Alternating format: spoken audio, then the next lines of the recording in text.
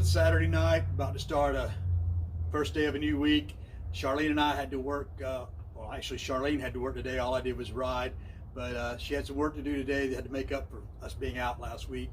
But I'm going to start this day off or this evening off by getting some food for my chickens and my pigs loaded up, and maybe light some candles in the greenhouse, see if I can keep it warm, feed my rabbits, check on my chickens, and probably cut an Udom video tonight.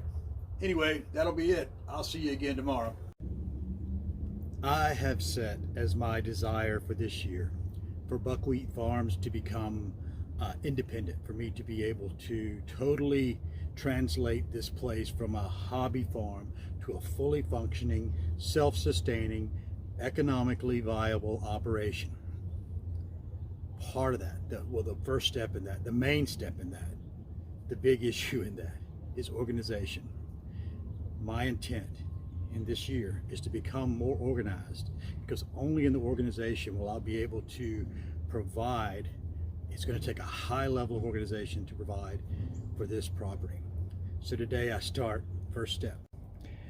Yesterday, while dumpster diving at Tractor Supply, I came across a pallet, and it happened to be broken right here, and it's just about the right spot that I need for this project that I have.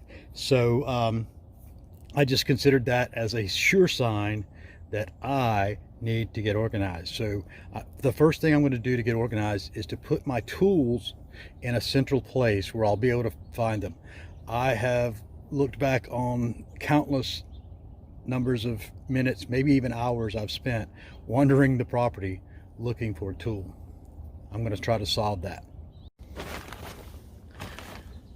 This is the area where I'm going to put my little tool holder here.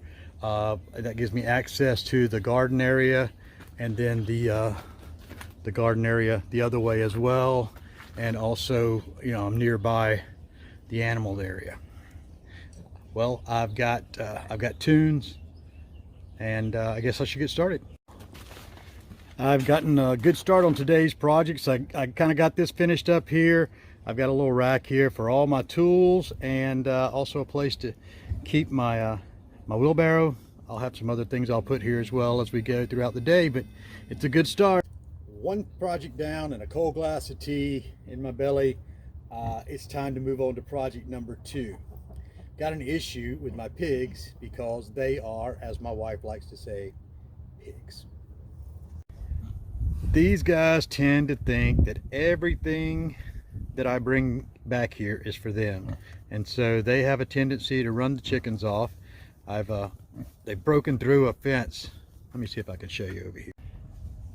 I had it separated off where they could get through. They couldn't get through here, but they pushed through this thing here. It was kind of rotting out anyway. This used to be part of the old coop, actually, the old chicken coop.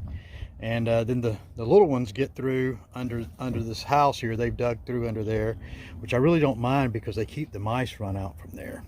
But anyway, so I've got to set up a system where the chickens can get to their feed without the pigs getting the feed and running the chickens off. So I'm going to set up a little platform over here, and then put a container on top of that. I'll show you that when I get back. This is the platform I made to put the feeder on. I believe it's high enough to keep the pigs from trying to flop up onto it. They don't seem to jump as much once they get older. Now the little pigs, they will kind of jump. But anyway, and then what I did was I cut some holes in this trash can that I had, and then I screwed it to the ground, to the platform. I'm going to put some plastic in there to cover up the rust, put some feed in, and put a little plastic over the top. I'll have a top on it, but just in case, I want to make sure the rain doesn't get into it, and we'll fill it with food. And right on time, here come 2 of the little ones. There they are. There's Star and Rufus. Star on the right, Rufus on the left. Both of Star on your left. You're right. I'm not sure how it will come. Anyway, this is Star. That's Rufus, and they're coming to check it out already. After lunch, I took a quick peek at the microgreens and found out that my batch got infested with mold. So what I'm going to have to do is I had to start everything all over. I had to put the this project as far as the feeder and putting the electric around it on hold, and went and sowed 5 more trays of I sowed white globe turnip seed. They didn't require any soaking, and they're quick to sprout. So I'm hoping by Tuesday that, in fact, I'm intending that by Tuesday they will be ready to harvest. And also I started soaking some alfalfa sprouts that I could put in the smaller trays. So I'm going to push to make it to market anyway. I've set an intent to make every Wednesday market when the market is open, and I intend to do that. But for right now, we'll go and see if we can't electrify this thing and get the chicken feeder poured in. So I got it set up. I ended up having to scavenge a couple of connectors from another fence area that I'm no longer electrifying, that I'm not keeping the pigs out. The little ones can get in there, and that's okay. They'll get the extras that kind of flow out of here. I'll make some adjustments to this. Looks like it's going to rain tonight. I'm gonna have to put a mat around this that the chickens can eat off of, so all that food doesn't fall through to the little ones. But I've already heard one of the bigger pigs bark at getting zapped on the fence, so I do know that's electrified. So maybe that'll help the chickens get to their feed and keep the pigs out of it. Now it looks like we're about to get some stormy weather. So beautiful day though, beautiful day. Well, I went in and I saw it was only 5:43, so I decided to go ahead and get one more little project here tackled. And I put in this new gate here. This leads to the greenhouse, and I've got some wiring I'll put in there, and that way I'll be able to turn the chickens loose in here, not worried about them getting into the greenhouse. And also I went ahead and put the plastic on the base of the feeder there, so that the feed will pour out onto the plastic rather than through. And hopefully, like I said, the chickens will go at it tomorrow. But for now, everyone's tucked in. It's Monday evening, and just grabbed some dandelions and some clover and some yep, Loki's gonna come chew on me here. Yeah, hey buddy, and some chickweed there for my animals. Just a little snack before bedtime. It's about bedding down time. The sun's going down behind me, and it's going to be down to 20 degrees tonight. So put some extra straw in the hen house. The pigs will actually sleep in the hen house, which is good because it'll help them stay warm. I know the little ones are probably over there now, but burning these calories, digesting this food during the night, this will actually keep them warmer through the night. I'll now do the same thing with the rabbits. Go take them some food. And I saw one of the little ones come running across here. There she is. Well, it's Wednesday, January 12th. Happy anniversary, baby. It's my wedding anniversary today. It's a great day. It would normally be a market day, but last week when Charlene and I got hit pretty hard with the stomach bug, intestinal bug, food poisoning, whatever it was, our crop, our microgreens crop, got mold in it, so we're unable to produce in time.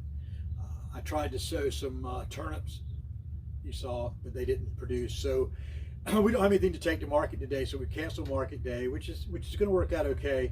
I've got my spores in for my mushroom. It just so happened today that I finished up the last of our last eggs. We had eggs that we had in a water and hydrated lime mixture, and I find out that I can pasteurize my hay that I'm going to use in my substrate for my mushrooms in the hydrated lime. So I think I'm going to be able to reuse this water. I'm going to mix it up real good. It seems like the hydrated lime still has its consistency, and what the hydrated lime does is lower the pH so that the microorganisms can't survive.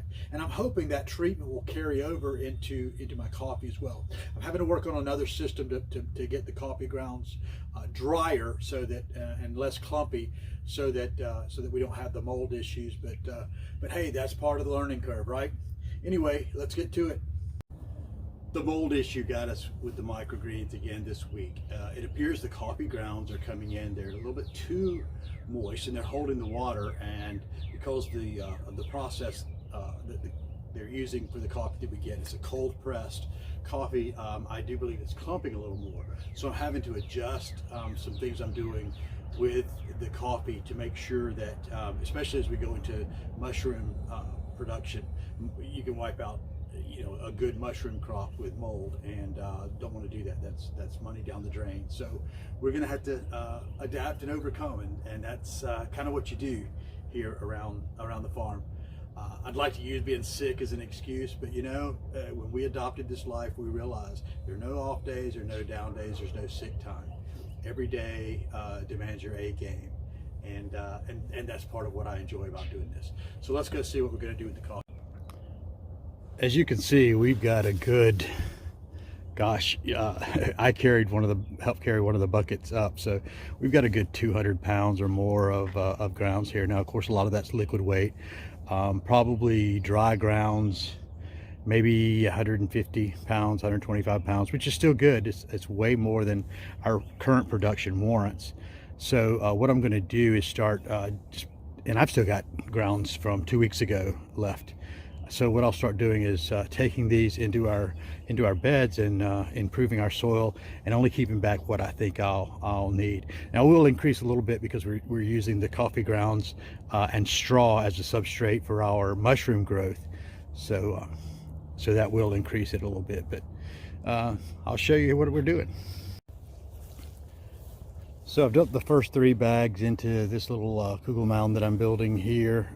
Had some branches I'd cut from some trees. I'm letting replenish the soil here from the years of the centipede ruining the soil. But as you can see, it's messy work. I've got a few more bags to unload, and then I'll spread one out to dry that I'll be actually using in my soil mix. I've got the coffee grounds spread out to dry. This is a pretty good bit of ground. You can see that's 6 filters from their cold press machine. There's 2 filters per bag, the 3 bags, and that should be plenty to get me through the day. If not, it just so happened that Max texted me before I came out and let me know that Z Beans has some more grounds for me to pick up. So we'll have grounds to pick up this afternoon as well. But I'll let those dry, and while those are drying, I'm going to start cutting the straw for my substrate. Well, I brought these 3 bags here to the back. And still probably more than what I'll need, but I'm going to spread that out and let it dry. I've put 6 total bags out into the front yard, so that's 9 total bags we got, and we'll let this dry out, but I'll do that after breakfast. It's time to go eat. It's Friday after lunch. Charlene and I had to go out and do some inspection work today. It's kind of funny because after the first of the year, things really pick up. So we're gonna have to start kind of, I guess, budgeting our time a little differently now than we do when her business is slower, especially now that the microgreen stuff is starting to take off. Speaking of which, these are, I've got radish here, I've got buckwheat here, and then barley grass in those 2, and that's what I've got soaking also, and those will be ready for trays. And I've got some trade up from last week that weren't quite ready. It's turnip, white globe turnip, and they are supposed to be a little bit faster germinating. They weren't, but they seem to be coming along, so I should have a good set of greens there for market as well. And but first, we've had our straw soaking overnight in the hydrated lime. It should be good and pasteurized. I'm going to rinse it out and let it dry out a little bit. And then I'll be using these buckets that I got from the grocery store, their cake department, and I'll be using those. I'll be drilling holes in those, and then I will clean them out with rubbing alcohol, and then that's what I'll use to put my mushroom substrate in order to grow my mushrooms. So this finishes up the second of my 2 mushroom buckets here. We've got 2 buckets of golden oyster mushrooms that are starting. Now I'm going to go get some plastic bags and tag them and bag them. You don't know how long I've waited to say that.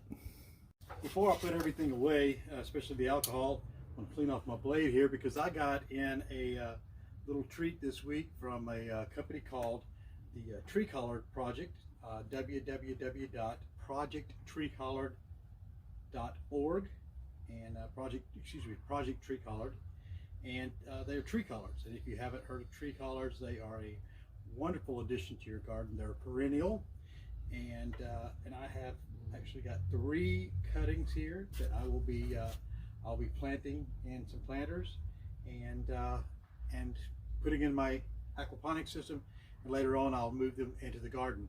But they'll grow to about 8 feet tall, and then they have, of course, collards growing off them pretty much year round.